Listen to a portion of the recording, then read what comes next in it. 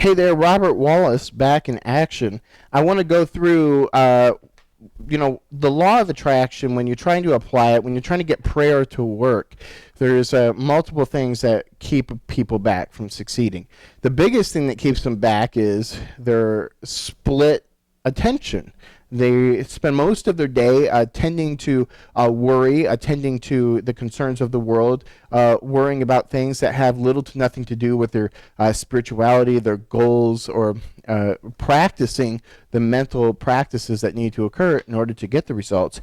And that's actually number one on my list here of the three things, three powerful secrets of the secret, if you will, three powerful secrets of prayer, if you will, the law of attraction, and that's obsession. It's a scary word for a lot of people. Obsession is akin or synonymous with the word passion. And if you don't have a passion for a thing, there's not a very good chance that you're going to have the kind of success that you're going to want to report on. Without passion, you might get a result, but it'll be mediocre maybe. Without a passion, the details will slip by and the quality will be degraded. But when it comes to these higher level spiritual pursuits, without a passion, you really can't get anywhere. Okay? This world, yes, without passion, I can kick this table over and I can get that result.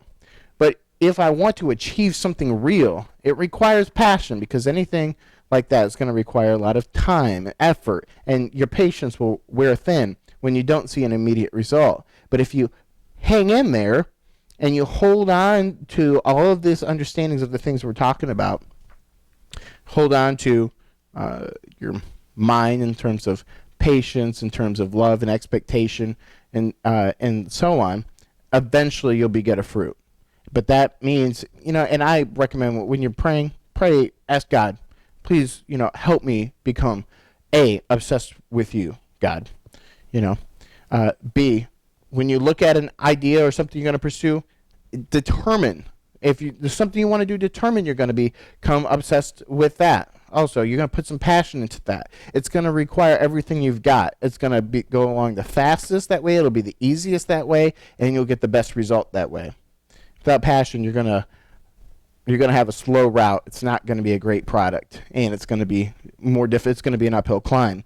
The second thing is definitions. What we call what's happening to us, what we call into our lives, and the way we call it into our life. So if I want to call an experience into my life, I can define everything around my life, A, through gratitude, positively or negatively. I can say my current state of affairs is negative. I don't like where I'm at, and my life essentially sucks. And you can say that on all sorts of levels, and what you're going to get is actually more of that. So it's important that you reframe that and say everything is good. I love what's going on. I love how much or where I'm going. I love where I'm at. And then when you're asking, let's say, to go to a certain place or do a certain thing, it's going to happen a lot faster, because you're already coming from a place of contentment, and then your request, wants to fill a content person, because it knows it's going to be accepted. It's going to be the person's going to be grateful for it. It's got a home in you and in your life timeline, because all things are transient, right? So it's just for a moment. And number 3 is your expectation. So this goes back to the whole, if you think something's not going to work out, especially right after you ask for it.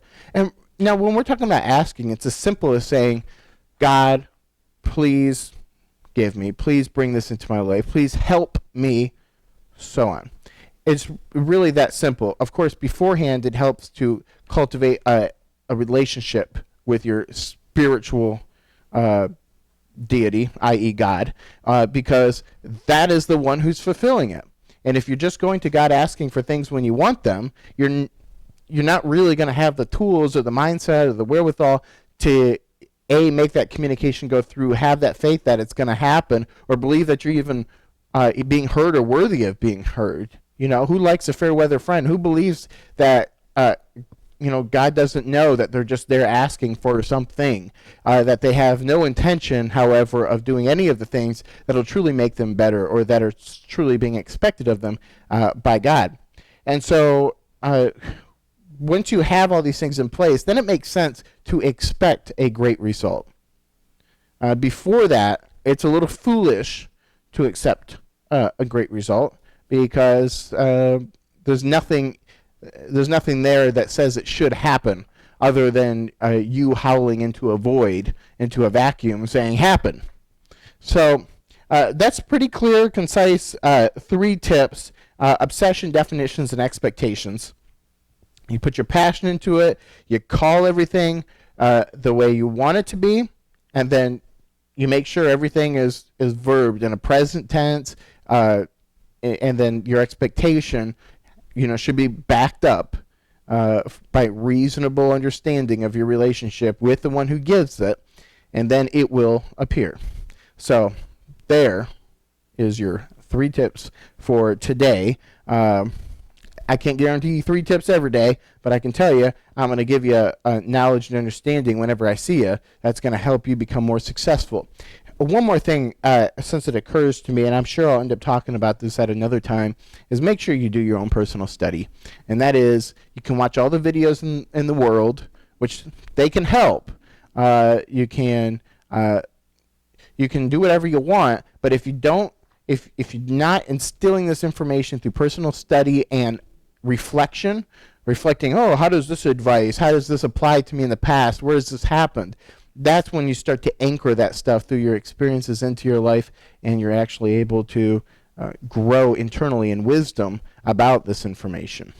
So I spent many years hearing it, trying to apply it, but the more that I was applying it, the more that I was studying and applying, particularly through reading. I find reading to be much more effective than just hearing something. I think you retain a lot more through that interaction, that internal dialogue at your own pace, than you do through just listening to somebody like me spout stuff off at you. So make sure you're also studying. All right, thanks. Christian consciousness, metaphysics, mind, body, spirit.